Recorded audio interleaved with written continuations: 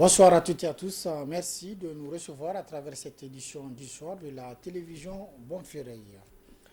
Le sommet des chefs d'État des pays du G5 Sahel s'est tenu hier à N'Djamena pour la première fois sans la participation officielle du Mali. Ce dernier s'est retiré de l'institution de développement et de lutte contre le terrorisme. Alors, quelle analyse peut-on faire sur le retrait du Mali du G5 Sahel? Notre reporter Youssouf Haïdra a joint à l'analyste sociopolitologue Bounti Diallo pour plus de précisions. Devons-nous parler du G5 Sahel ou du G4 Sahel? La question reste posée. Le 20 février dernier, les chefs d'État des pays membres du G5 Sahel se sont réunis pour la première fois sans le Mali. Le retrait de ce dernier n'est pas sans conséquence sur la bonne marche de l'institution. Selon l'analyste politique Bounti Diallo, le retrait du Mali aura une répercussion directe sur la coordination de la lutte contre le terrorisme de l'espace des trois frontières. Le retrait du Mali va jouer, en tout cas dans l'organisation et dans les actions que le G5, le G4 d'ailleurs, il faut dire, est appelé à mener. Vous savez que à partir de la rencontre de N'Djamena, décision a été prise d'installer l'état-major du G4 à Niamey, d'introduire en tout cas dans les différentes zones 14 nouveaux bataillons pour essayer d'étoffer le dispositif en place. Donc je me dis qu'il serait quand même difficile que certains de ces bataillons s'installent au niveau du fuseau des trois frontières si le Mali n'est pas partie prenante. Déjà, les gens veulent installer l'état-major à Niamey. C'est qu'aujourd'hui, le Niger la capitale du Niger est la capitale la plus proche, en tout cas, du front. Parce que même si les gens disent qu'il n'y a pas de front, que le front est mobile, aujourd'hui, tout le monde sait que le danger se concentre dans le lac Tchad, mais aussi, surtout, dans le fuseau des trois frontières. Donc, si l'état-major s'installe carrément à Niamey, ça veut dire que l'état-major veut être en phase avec ce qui se passe au niveau donc, de ces trois frontières-là. Mais pour cela, il faut quand même des moyens financiers, des moyens humains, des moyens matériels. Tant que ces moyens-là ne sont pas mis, l'état-major juste pour occuper des bâtiments, moi je me dis que ça ne servira à rien du tout. Il faudrait que les moyens suivent, que dès au départ, les pays membres du G4 ou du G5 comptent sur leurs propres forces. Maintenant, l'aide extérieure, si elle doit venir, elle ne sera qu'une aide d'appoint. Le G5 Sahel, une institution qui doit son existence grâce aux aides des partenaires internationaux. En plus des difficultés que rencontre son volet sécuritaire, l'institution risque de se heurter à un problème de financement pour la réalisation de ses actions inscrites dans son volet développement. Le G5 Sahel a compté principalement sur les bailleurs de fonds. Voilà, au départ, je crois que le G5 attendait près de 500 millions de dollars. Un pays comme l'Arabie Saoudite, je crois, a donné 100 millions. Et puis, bon, il y a quelques bailleurs de fonds qui se sont manifestés, mais on était loin du compte 7 ans après. Le G5 Sahel, les pays du membre n'ont pas compté sur leurs propres forces dès au départ, ce qui fait que, fondamentalement, le financement a posé problème et continue à poser problème. Donc, tant que ces pays-là ne comptent pas sur eux-mêmes, même si c'est à hauteur de 80% ou 90% et attendent peut-être les 10% de l'extérieur, tant qu'ils attendent pratiquement tout de l'extérieur, il est clair que le G5 Sahel aura des difficultés à pouvoir mener à bien ses missions. Même au niveau du volet militaire, le G5 Sahel ou le G4 Sahel a des difficultés pour rassembler les moyens nécessaires pour son fonctionnement. Je vois mal comment, dans ces conditions-là, le volet développement va quand même recevoir des fonds et pouvoir démarrer. Vous voyez que normalement, il y a des infrastructures qui devraient être faites, installées ou reprises. Malheureusement, les moyens manquent pendant ce temps. Vous voyez que les pays occidentaux sur lesquels le G5 ou le G4 compte sont en train d'investir massivement au niveau de la guerre de l'Ukraine. Le G5 Sahel, cadre institutionnel de coordination et de coopération régionale en matière de politique de développement et de sécurité, a vu le jour en 2014. À travers le sommet de N'Djamena, l'institution veut s'insuffler une nouvelle dynamique après le retrait du Mali. Conçu par le gouvernement du Niger avec le soutien financier de la Banque africaine de développement, le projet RANA débutera les travaux incessamment. Une réunion technique qui a regroupé les acteurs de la mise en œuvre s'est tenue ce matin dans les locaux du ministère en charge du plan. Le compte rendu avec Aboubakar Amadou et Mohamed Djouri. L'un des plus grands projets de la Banque africaine de développement au Niger, le projet RANA, a un double objectif: accroître la production de l'électricité de sources renouvelables et améliorer l'accès de près de 800 ménages nigériens à une électricité moderne. Cette première réunion technique vise à mettre les différents acteurs de mise en œuvre au parfum de cet ambitieux projet. Dans le travail, il faut respecter la technique, il faut respecter les démarches, il faut respecter les règles. Et surtout, un des points essentiels, quand nous voulons avoir la centrale photovoltaïque, je dis ça comme ça, pour le 30 juin 2024, je pense dans les règles et procédures qui existent, c'est aujourd'hui qu'il faut commencer. Il fallait commencer aujourd'hui, pas dans un an, pas dans 3 mois. Donc voilà ce qui est vraiment essentiel.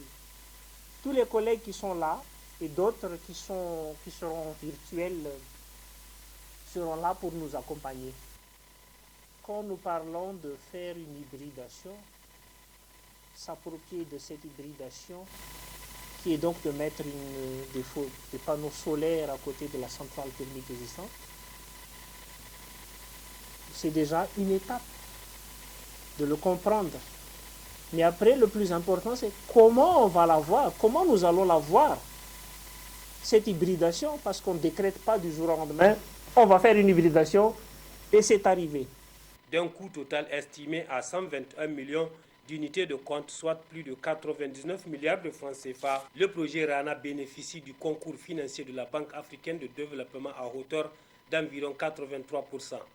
Le projet vient renforcer les opérations de la Banque au Niger pour contribuer à la réalisation des ambitions du pays en matière de mise en valeur de son potentiel d'énergie solaire. Cet atelier est très important pour nous à la banque parce qu'elle marque le départ vraiment.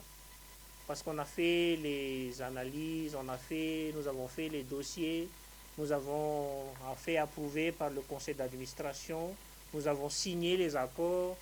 Maintenant, la partie nationale est en train de terminer les principes républicains qui sont de permettre à ce que ces accords soient validés aux différents niveaux.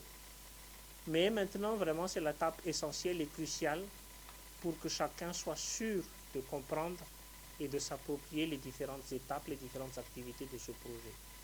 Je ne vais pas entrer dans les détails parce que ça va être discuté, mais comprendre une activité n'est pas suffisante. S'approprier une activité n'est pas suffisant, mais il faut mettre en marche les mécanismes pour permettre que cette activité soit réalisée. Ce projet consiste à supporter plus de 40 MW de capacité de production d'électricité à base solaire, à développer le réseau électrique en milieu urbain et en zone rurale pour électrifier 186 localités rurales, ainsi qu'à construire une gamme de mini-réseaux de 12 autres localités rurales. Je souhaite vraiment un plein succès au projet RANA, ainsi qu'à la poursuite de notre partenariat au plus grand bénéfice du peuple nigérien. Rana ta ito, mugamusmu, sata aska ko ina. Autre aspect de cette édition, célébration ce jour 21 février à 2023 de la journée internationale de la langue maternelle. Une journée qui vise à faire la promotion de la langue maternelle. À cette occasion, ici à Niamey, une cérémonie a été organisée pour la circonstance avec tous les acteurs concernés. Plus de précisions dans ce reportage. Proclamée par la Conférence générale des Nations unies pour l'éducation, la science et la culture UNESCO en novembre 1999, la journée internationale de la langue maternelle est célébrée chaque 21 février à travers le monde. Ici à Niamey, la célébration de cette journée a été marquée par une série d'activités sous la houlette des acteurs clés du domaine. En témoigne cette cérémonie, d'où son importance n'est plus à démontrer. Une journée qui consacre la langue maternelle. Je suis même tenté de dire nous allons célébrer une journée qui consacre la mère, une journée qui consacre la société, une journée qui consacre les valeurs et l'écriture. C'est dire que votre présence ce matin ici exprime bien notre détermination commune à valoriser nos langues. Le représentant du ministère en charge de l'éducation nationale s'est beaucoup appesanti sur la thématique de la journée. La célébration de la journée internationale de la langue maternelle avec le thème « L'éducation multilingue, une nécessité pour transformer l'éducation » est donc l'occasion de promouvoir la diversité linguistique et l'enseignement multilingue. La réforme curriculaire que nous avons relancée au Niger, avec la prise en compte des langues maternelles dans notre système éducatif, dénote notre attachement aux langues maternelles qui constituent un outil indéniable pour la transformation qualitative de notre éducation. La concrétisation des réformes engagées par le gouvernement est le fruit d'un multilinguisme expérimenté au Niger depuis des années, selon le point focal Élan Afrique-Niger. Cette expérimentation a très tôt montré la voie à suivre et parmi les nombreuses études d'évaluation faites dès le départ, permettez que j'évoque celle du professeur Enikoy. En effet, s'inspirant de théories piagétiennes, il a mené une étude de l'influence du système traditionnel, expérimental et médersa sur le développement de l'intelligence chez les enfants nigériens. La célébration de cette journée est une opportunité pour les acteurs de faire le plaidoyer et la mobilisation en faveur de la promotion de la langue maternelle et du multilinguisme. Selon plusieurs études, les langues nationales offrent une meilleure garantie du rendement scolaire car elle permettra aux enfants d'accéder à la connaissance et au savoir de manière directe. Le mois de Chaban est le 8e mois du calendrier musulman. Il vient donc avant le mois béni du Ramadan. Alors, quels sont les bienfaits de ce mois? Qu'est-ce qui est recommandé tout au long du mois de Chaban? Élément de réponse dans ce reportage signé Ablazi Mamadou et Lukova. Chaban est un mois noble et qualifié comme étant le mois du prophète paix et salut de Dieu sur lui, lequel gênait et reliait le jeûne de ce mois à celui du mois du Ramadan. Le jeûne lors de ce mois de Chaban est ainsi recommandé selon Cheikh Moukaila. Le prophète sallam a dit pourquoi il jeûne durant le mois de Chaban. C'est parce que c'est durant le mois durant lequel les œuvres des fils d'Adam sont présentées à Allah. Et le prophète dit, moi je voudrais que lorsque mes œuvres sont présentées annuellement à mon Seigneur, qu'il s'y trouve le jeûne. Il a eu le même comportement à propos du fait que le prophète sallam a dit lundi et jeudi, c'est les jours durant lesquels les œuvres hebdomadaires des fils d'Adam sont présentées à Allah. Et je voudrais que lorsque mes œuvres hebdomadaires sont présentées à Allah, qu'il s'y trouve le jeûne, l'importance du jeûne. Et Aïcha a dit, il n'y a pas un mois où le prophète sallam jeûne l'intégralité, si le mois de Ramadan. Et après cela, il n'y a pas un autre mois durant lequel le prophète sallallahu alayhi wa sallam jeûne le plus de jours en dehors du mois de Ramadan, si ce n'est le mois de Chaban. Donc, le jeûne est un comportement que le prophète sallallahu alayhi wa sallam avait ou a durant le mois de Chaban. C'est un mois durant lesquels les œuvres des fils d'Adam sont présentées à Allah. Et je voudrais, les gens sont négligents, la majorité des gens sont inconscients à propos de ce mois-là, mais moi je voudrais que durant ce mois, lorsque mes œuvres vont être présentées à mon Seigneur, qu'il s'y trouve le jeûne. Quelle attitude observer et quel comportement éviter tout au long de ce mois de Chaban, que Moukaila Issa Kanouhou répond. Il y a d'autres hadiths, comme le hadith rapporté par Abu Huraira, le hadith rapporté par Ibn Abbas et le hadith rapporté par Ammar ibn Yasser. Ces trois hadiths, ils nous alertent par rapport à un comportement qu'il ne faut pas avoir. Dans le hadith de Ibn Abbas ou bien de Abu Huraira dit que le prophète sallam a interdit le fait de jeûner les derniers jours avant le mois de Ramadan. Or, les derniers jours avant le mois de Ramadan, c'est durant le mois de Chaban. C'est pour dire que celui qui n'a pas l'habitude de faire les jeûnes surrogatoires, par exemple lundi, jeudi, ou le jeûne Sawm Daoud, en jeûnant un jour, en rompant le jour suivant, il doit s'abstenir de consacrer exclusivement l'approche du mois de Ramadan à un jeûne. C'est-à-dire quoi? Celui qui n'a pas l'habitude de faire les jeûnes surrogatoires, il ne va pas dire que moi, parce que c'est le mois de Ramadan, il reste 2-3 jours, je veux me mettre à jeûner. Cela, le prophète l'a interdit. Donc, pour ceux qui ne font pas les jeûnes surrogatoires ou autres, ou qui n'ont pas l'habitude de jeûner abondamment durant le mois de Chaban, ne vont pas dire « Ah, il reste 3-4 jours ou une semaine avant le mois de Ramadan, je vais m'y mettre ». Le prophète l'a interdit. Le jeûne de Chaban ainsi que tout autre jeûne surrogatoire, en plus de ses bienfaits connus, prépare le musulman au grand jeûne de Ramadan.